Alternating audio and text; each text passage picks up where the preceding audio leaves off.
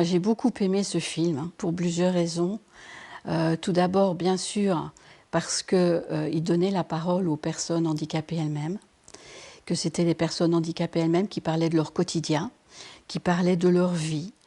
Et finalement, on s'aperçoit que ce qu'elles ont envie, leurs préoccupations, le travail, vivre, aimer, se loger, manger, s'amuser, eh bien, ce sont les préoccupations que vous avez, que moi j'ai. Et ça, c'est vraiment, je trouve, très important parce que c'est un message à faire passer. Ces personnes-là, elles ont une différence, mais cette différence-là, elle est vraiment minime par rapport à tout ce qui nous rapproche. Quiero que puede vivir conmigo bajo techo de mi casa. ¿Te gustaría que Larita se fuera a vivir contigo a Talagante? ¿Sí? Sí. Para hacer una vida normal que nunca lo tenía. Et ce qui m'a plu, la première chose qui m'a plu et qui continue à me plaire, c'est le fait que ce film donne la parole à des personnes porteuses de trisomie 21, ce qui est assez rare. Et donc ça, c'était la chose pour moi la plus importante dans le film, c'était le fait qu'il parle, qu'il s'exprime. Alors le film est d'autant plus remarquable qu'il n'est pas joué, il est vécu.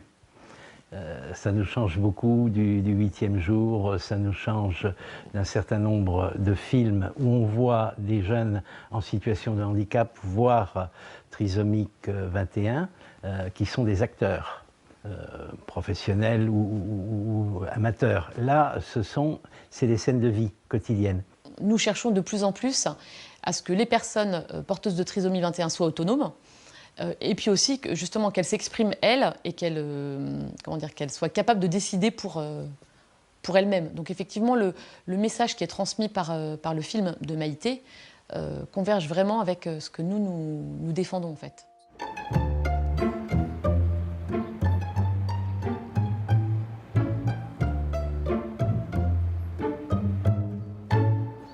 Le travail d'une personne handicapée mentale dans le milieu ordinaire, c'est compliqué. C'est compliqué parce qu'il y a un rythme chez elle qui est plus lent que pour chez d'autres personnes. Il y a une compréhension qui est différente. Et donc, intégrer une personne dans un milieu ordinaire avec ce handicap-là, c'est compliqué. Avec le handicap psychique, ce sont les deux types de handicaps qui sont le moins intégrés dans le monde ordinaire.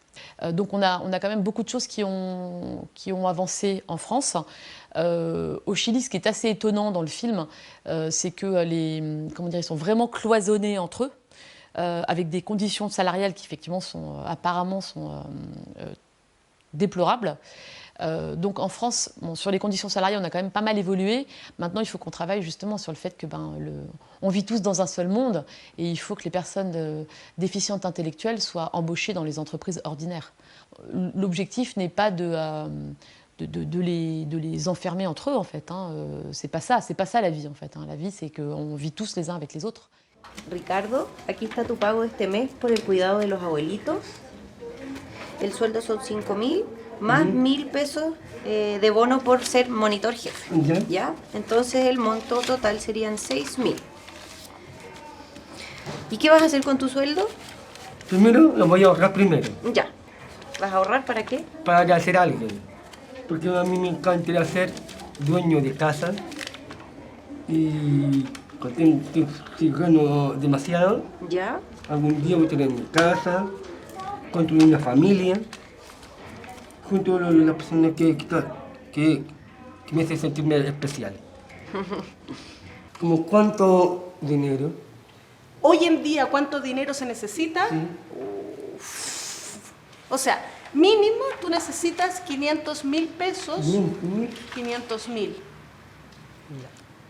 Ahora otra cosa. ¿Cómo puedes juntar tanto dinero? ¿Cuánto estás ganando? El Colegio Luis me da un solo billete de 10. Ok, 10.000 pesos. Muy bien. En Capsal, ¿cuánto te están dando? Ahora me dieron 5.000. Ya, o sea, tienes 10 más 5. 15. 15.000 pesos. Sí. Tú ya tienes 15. Tendrías Sí. que restarle a los 500 los 15.000 para saber cuánto más te falta. Te faltan 485.000 pesos. Sí. Es mucho dinero, ¿cierto? ¿Qué vas a hacer para juntar esto?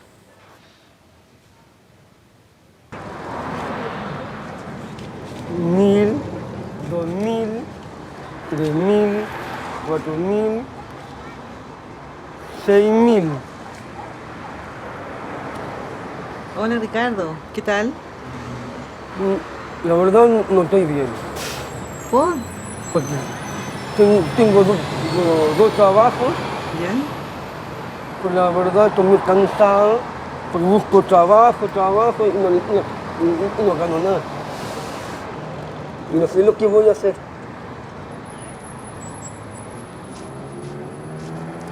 Qué mala suerte, ¿eh? Au regard du film, la situation en France, elle est bien. On ne va pas dire qu'elle est idéale, elle est bien. C'est-à-dire qu'il y a quand même une reconnaissance du travail, il y a un salaire en face, une reconnaissance du handicap, il y a un complément d'allocation handicapée. Elle est bien par rapport à la situation du Chili, c'est clair. Parce que c'est vrai que, par exemple, les personnes, comme je disais, qui ont un travail, un complément d'AH, elles arrivent à nouer les deux bouts et elles peuvent avoir une autonomie au domicile, une autonomie dans la vie, une autonomie dans les transports, etc. Donc ça, ici en France, on peut y arriver. Que manifestement au Chili, c'est extrêmement compliqué s'il n'y a pas les parents derrière. Enfin, s'il n'y a pas de l'argent financier qui arrive par ailleurs. Il ne faut pas oublier qu'une personne porteuse de trisomie 21 a un problème d'intelligence, est touchée dans son intelligence.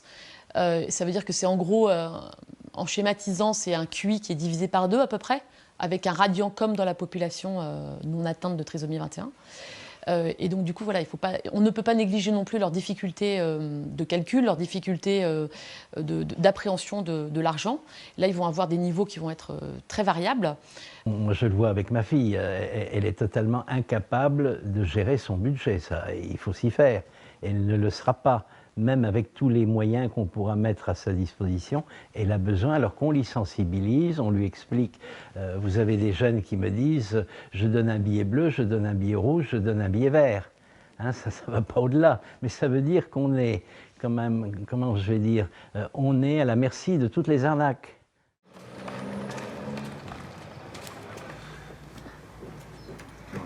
Yo aquí quiero ver yo una argolla. Una argolla. Aquí tenemos anillos. ¿Sí? Sí, todo está hecho en plata. Ya. Ya, pues son 50.000. Bueno.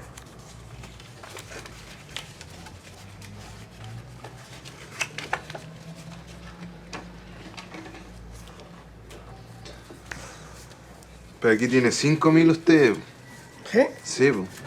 Ah, Y yo le dije 50.000. a 50.000. Sí, pues, son 50.000. Ah, Le están faltando un... ¿sí? Sí. Aquí lo tengo. De moneda. ¿Ah? Le sigue faltando, maestro. Esto, ¿cómo lo hacemos?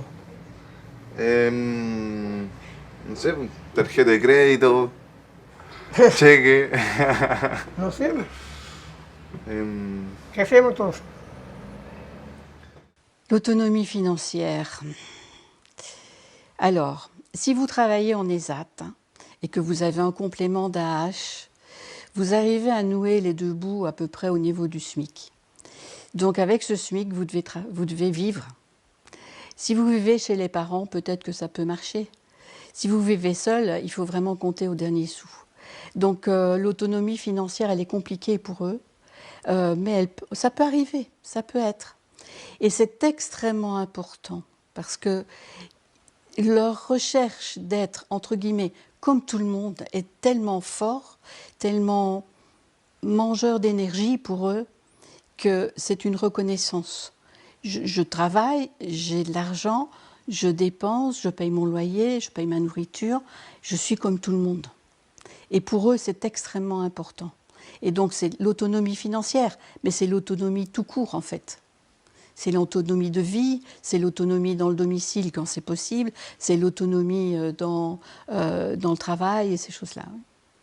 Nous, on n'a jamais rien résolu définitivement, mais c'est en voie puisque notre fille, depuis 4 ans, est dans son studio Ce n'est pas un studio totalement autonome puisqu'elle est dans un foyer de l'Arche où il y a une vie familiale le soir, le matin au moment du petit déjeuner, les week-ends au moment des repas, dimanche, samedi, des loisirs, etc., où chacun prend sa part à une vie collective, même si ils sont dans des studios qui sont à leur nom avec APL, etc. Il y a une forme de vie collective et ça c'est très important. Ils ont besoin de constituer un noyau, une famille avec des gens qu'ils aiment bien et dont ils se sentent proches.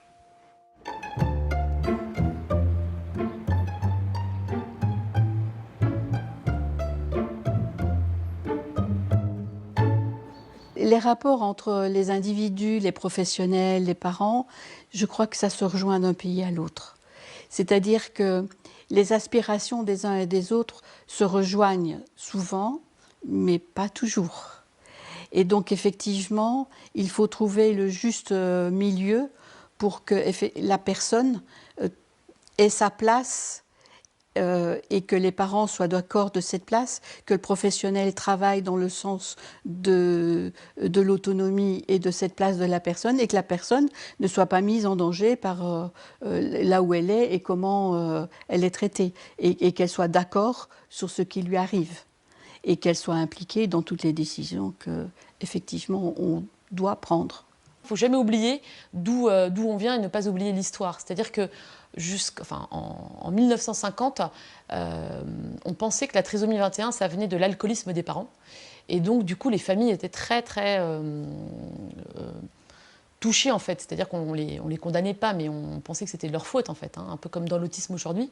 Et puis, finalement, il a fallu attendre 1959 pour qu'on sache que ça venait d'un problème de chromosomes.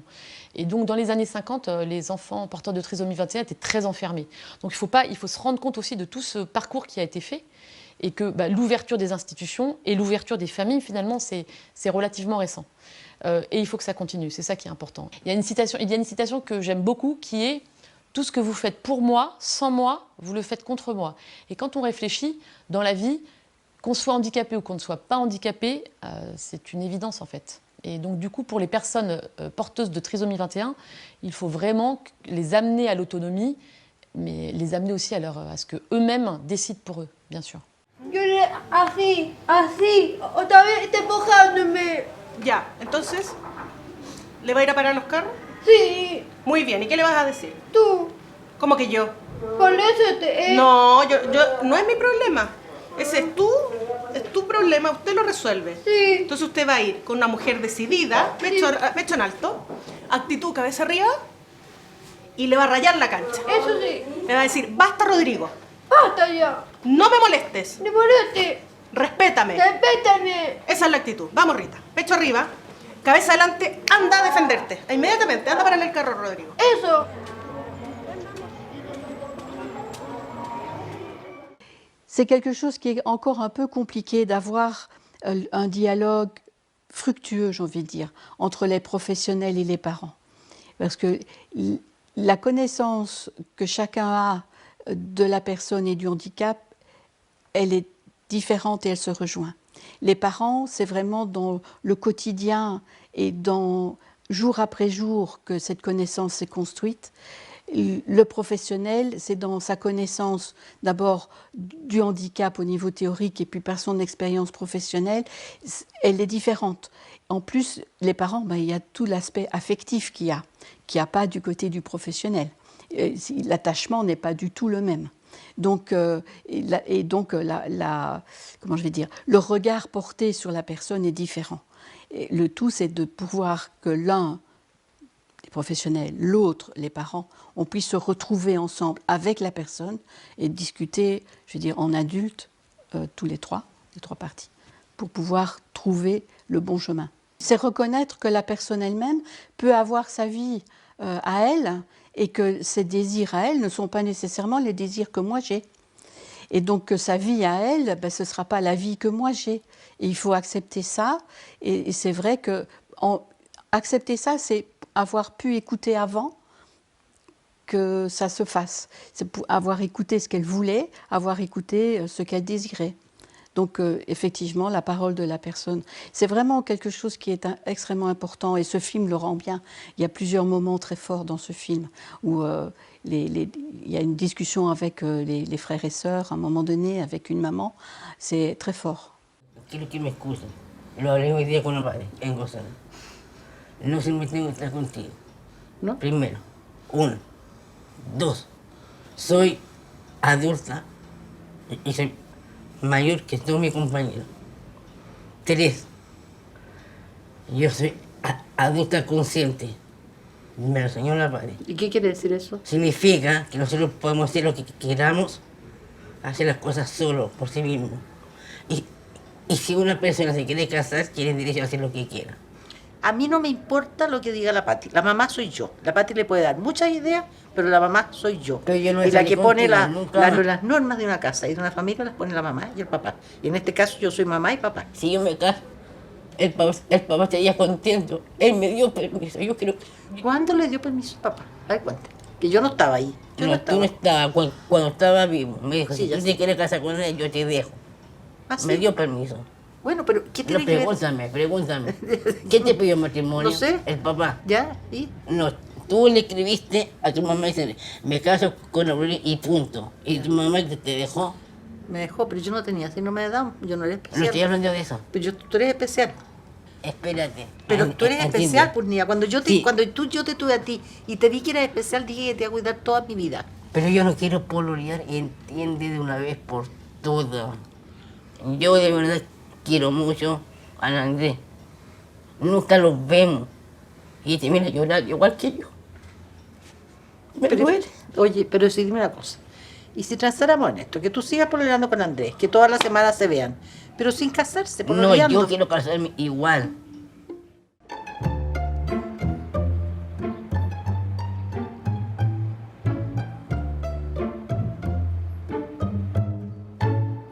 C'est très compliqué aussi parce que à la fois ce sont des jeunes extrêmement attachants, extrêmement sensibles, qui vivent dans l'immédiat et qui ont tendance à se décider à partir d'une impulsion du moment ou d'une affection qu'ils ressentent ou d'un attachement. Ça ne dure pas nécessairement. Ça veut dire que pour des choix plus durables, il y a quand même la nécessité d'un petit accompagnement qui ne prétend pas se substituer à eux, hein, qui leur donne toute leur personnalité, mais qui leur permettent de bien s'exprimer, de savoir ce qu'ils veulent et d'aller au bout de ce qu'ils veulent. Et pas simplement de rester dans l'instant où il y a une forme d'impulsion qui n'est pas toujours ce qui est le mieux pour eux. L'autre chose aussi, c'est que il faut apprendre, c'est une leçon à tirer, mais c'est aussi une leçon qui est tirée de notre expérience, c'est à se taire. Nous, parents, nous, professionnels, pour susciter la parole, pour aller chercher cette parole, pour les faire parler, pour qu'ils expliquent, eux, ce qu'ils ont envie, ce qu'ils veulent. Parce que c'est à eux de le dire, c'est à eux d'expliquer, et nous devons apprendre à nous taire et à les faire parler. Antes de traerle su cerveza, a usted le dejan beber alcohol, ¿verdad? Sí, sí, de Ok. verdad, te digo, sí me dejan. No hay problema, permiso, se lo traen enseguida. Por favor.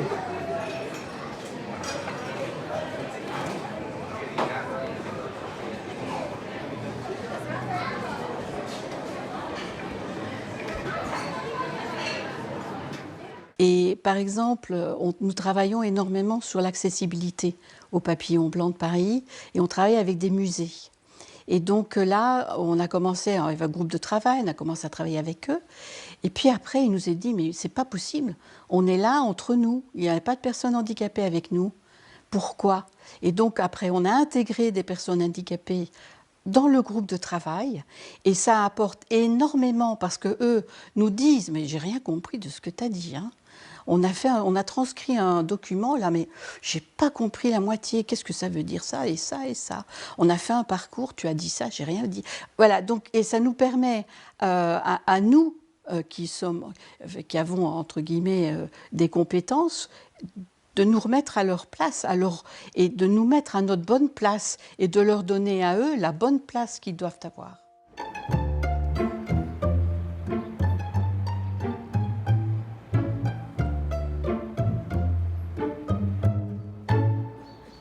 Si on regarde quand même 30 ou 40 ans en arrière, le chemin parcouru est énorme. Mais la société, en fait, elle évolue, elle continue à évoluer. Et on s'aperçoit que les désirs des personnes, les envies des personnes, les demandes des personnes handicapées, elles changent aussi. Donc ce qui a été créé il y a 30, 40 ou 50 ans, il faut faire évoluer ça.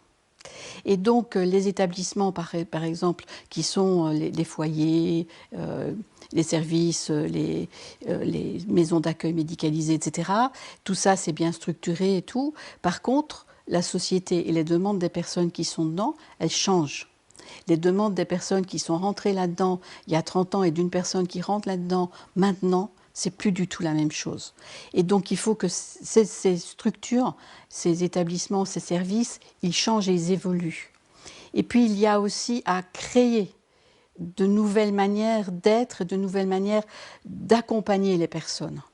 Par exemple, on est en train tout doucement de parler de logement intergénérationnel, de colocation, y compris pour les personnes handicapées. Il y a des choses comme ça qui commencent à émerger et on se dit comment faire pour que cela puisse se faire, pour que la personne soit bien et ne se mette pas en danger et que ce soit adapté à elle et à ce qu'elle veut. Et je crois que c'est vraiment un des challenges prochains, enfin des années à venir, c'est de pouvoir avoir une espèce de panel de possibilités d'accompagnement et pour que chaque personne handicapée puisse trouver son bonheur et qu'il y ait suffisamment de passerelles, suffisamment de réseaux construits pour qu'elle puisse, parce que moi, tout le monde évolue, si la personne évolue, elle puisse elle aussi évoluer dans un parcours et d'aller d'un établissement à l'autre et que ce soit rendu beaucoup plus facile que ce ne l'est maintenant. Ça, c'est sûr.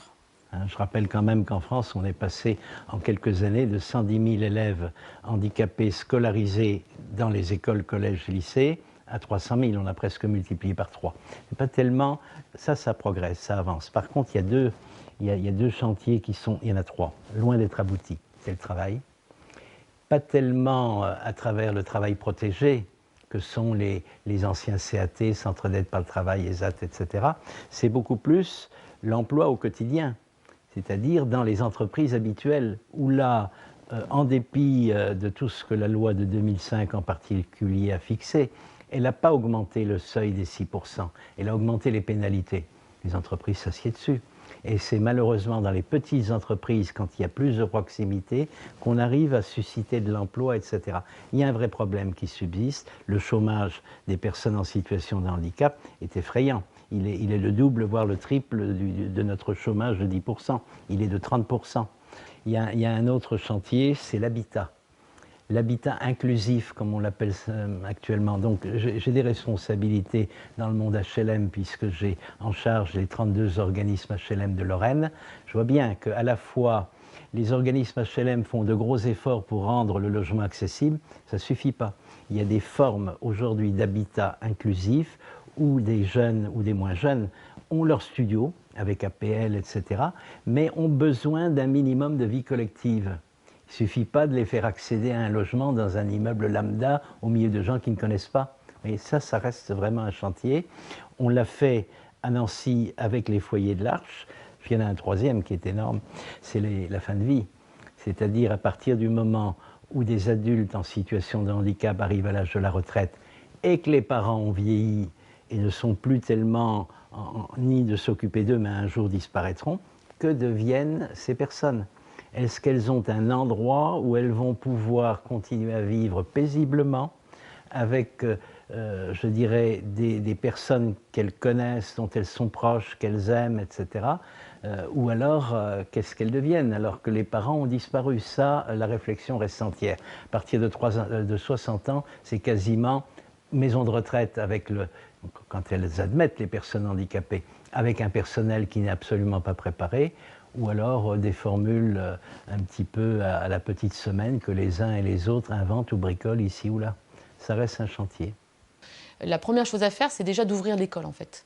Les personnes porteuses de trisomie 21, quel que soit leur niveau scolaire, ont leur place en école ordinaire.